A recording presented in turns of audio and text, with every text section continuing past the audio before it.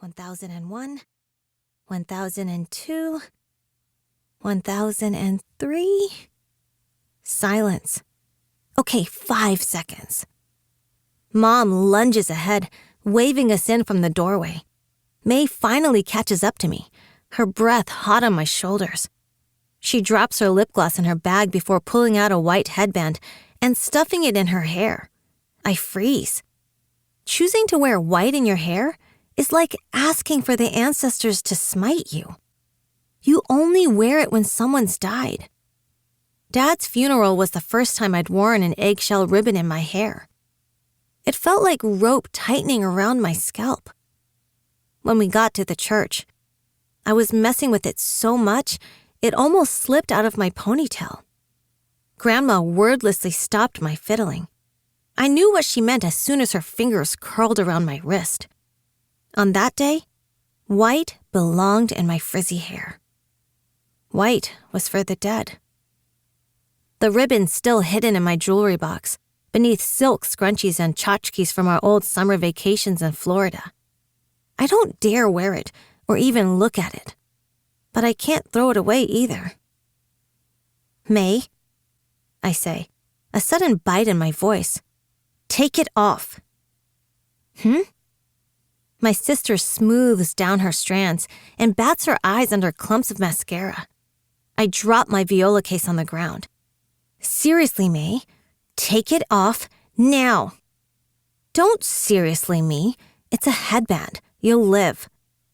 She points at her sweater, and it matches. Before I can snap back, I hear the click-clack of Mom's heels as she trudges back to us, her phone waving wildly in our direction. Does no one see what time it is? Late. We are late. I shake my head.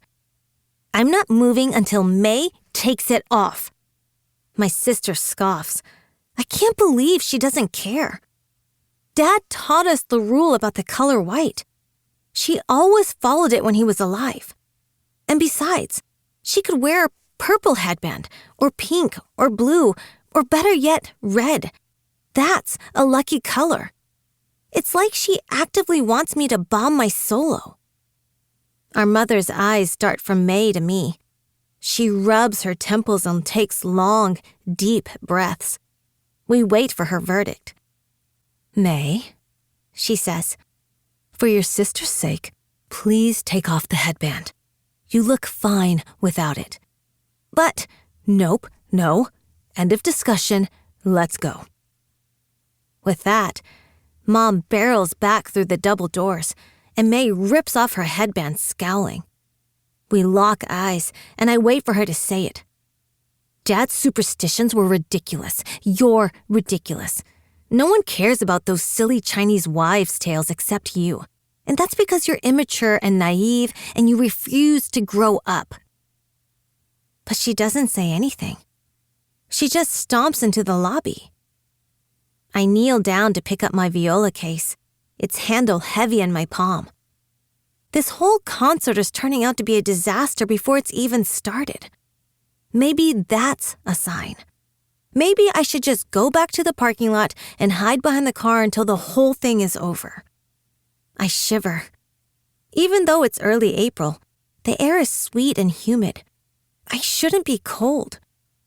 The glittery polka dots on my taffeta dress feel rough under my palms.